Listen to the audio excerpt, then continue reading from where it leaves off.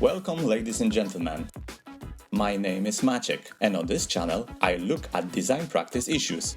I'm a product designer and I will try to show them to you as best as possible. I'm discussing methodological, technological, psychological and other more or less logical issues.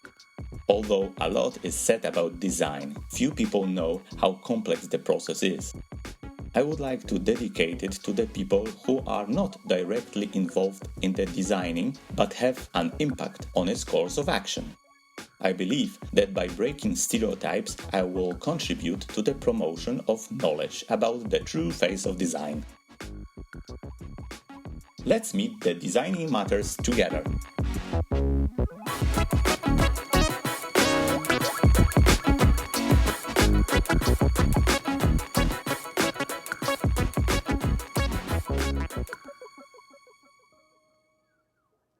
Selection criteria. The modern world gives us a lot more than anyone is able to assimilate in one lifetime. So it seems advisable to think about how to think when deciding what and when to choose from the enormous offer. Maslow's Pyramid of Needs illustrates how our nature prompts us to make decisions important for our existence. First of all, with a few exceptions resulting from self-destructive behavior, when we are hungry and thirsty, we choose food and drink before the next purchase of a new purse or telephone. Our brain has equipped us with a number of behaviors that enable us to make the right choice when it comes to survival and separating key needs from those less important for the preservation of life and health. Maslow's Pyramid of Needs is a graphic representation of how the human species prioritizes its existential needs, and in its basic form, the pyramid consists of 5 levels. At the very basis of this pyramid are the needs resulting from human physiology, such as drinking, eating, sleeping, maintaining body temperature, resting, and procreating. On the next level, there are security needs, such as constant access to food and a source of livelihood. In example, a sense of stability, a sense of security, no fear of war, loss of life, and natural disasters, threats from outside, diseases, and what is unknown to us. The next level is the feeling of belonging to a group, community, and maintaining relationship and friendship. The 4th level of this pyramid is the need for recognition, influence on the environment, and self-esteem. Also prestige and appropriate reward for your value and being appreciated by the group. At the last floor of this pyramid is a sense of self-realization and personal development, the need for cultural and aesthetic experiences, and the pursuit of self-fulfillment.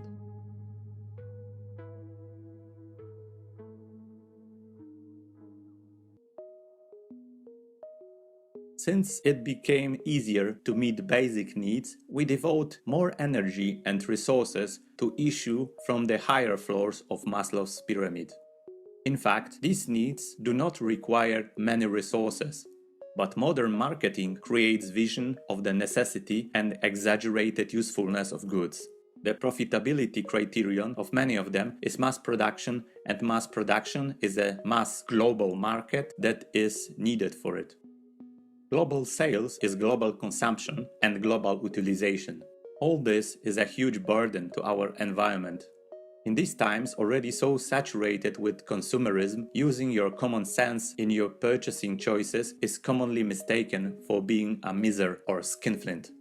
Many of us think, if I can easily afford it, there is nothing wrong to buy it, as it will not influence my budget much. This is completely different. Not submitting to unreasonable purchases does not deprive anyone of work or life, so it is not wrong. The labor market is flexible and copes with changes in the economic situation. And believe me, there are more and more people making informed purchasing decisions just like you, and the market is adopting to it, as it adopts to the needs of vegetarian and people with special needs. I myself remember the times when the statement that someone did not eat meat immediately resulted in asking if his health is okay and if such diet was recommended by the doctor. Unfortunately, not succumbing to the imperceptible means of market pressure or suggested junk goods and the new consumer nature requires certain self-discipline. It is easier when we use common sense and a little patience. In this material, I suggest how to deal with these impulses more consciously.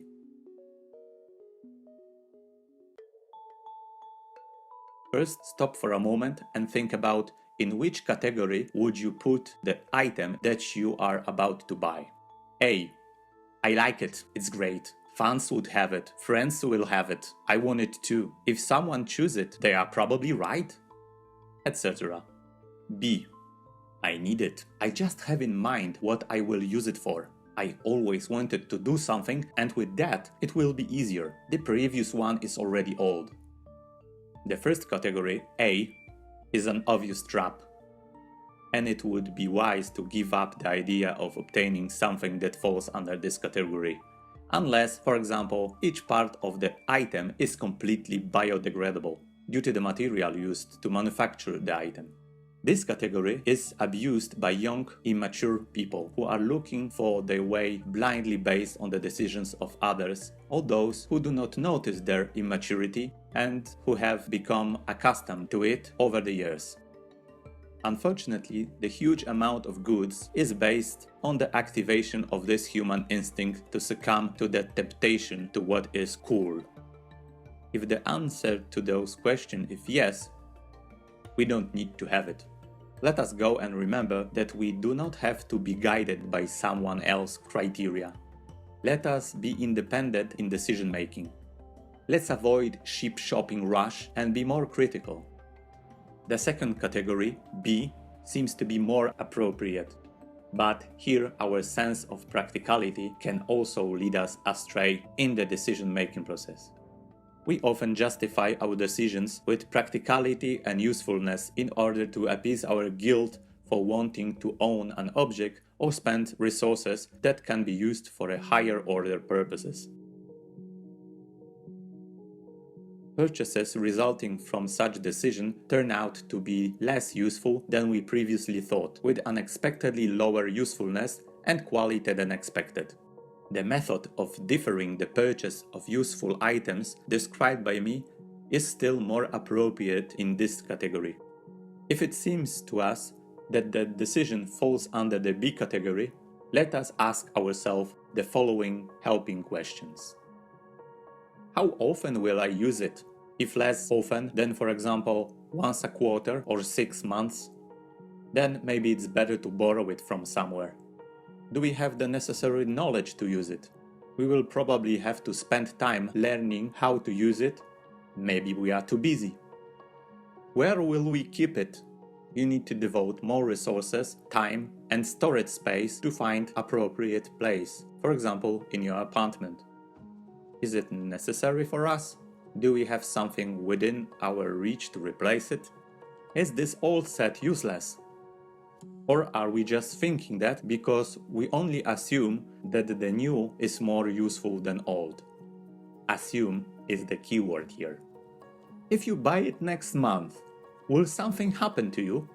Will it have a significant impact on your life and urgent project? Often, if we use the method of deferring the purchase, it will turn out in a week or two that we think we don't need it anymore. If you answer any of these questions with no, we don't really have to have it. It is very likely that many of these items are already in the family or neighborhood and used once a year. It happens that the purchase item is too much for our everyday needs and starts to collect dust, and we use it more scarcely because we don't have time to delve into what it brings. Then it turns out that we cannot fit it in our space and it's an obstacle in our daily life. We stumble upon it, move it from corner to corner, keep it outside, or build another shelf, or we have to ask family or friends to keep it for us, or in extreme cases, we rent cells for the so-called useful things. We can come to the conclusion that we already have several items that, when used in the right way and with slight modification, will fulfill the same function or satisfy a need. The old turns out to be still useful, and that we have both the old and the new for a few more years because the old does not want to break. And even to our surprise, the new will break faster even if it's used less than the old one. Such are the times now. It is better if you plan to buy a useful thing in advance and not in the front of the store shelf. This way, we have a broader picture of the offer on the market.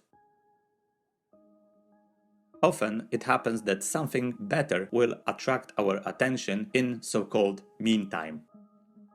Let's think that all modern purchasing methods are designed to make it easier for us to buy, and not necessarily to improve the quality of the item. All return cost. Yes, they cost. Time for us and our family, nerves, patience, strength, fuel, mileage, carbon footprint, and many other things that are unwise to waste. These are quite loose suggestions, and I am sure many of you have a lot of feedback and advice in these conclusions, but I believe that they will be a useful input to your decision-making process. Pay attention to the theory of Michal Csikszentmihalyi, which differs from Maslow's theory and applies to creative people. I hope you will consider these tips and that these suggestions will improve the way you handle your purchasing decisions.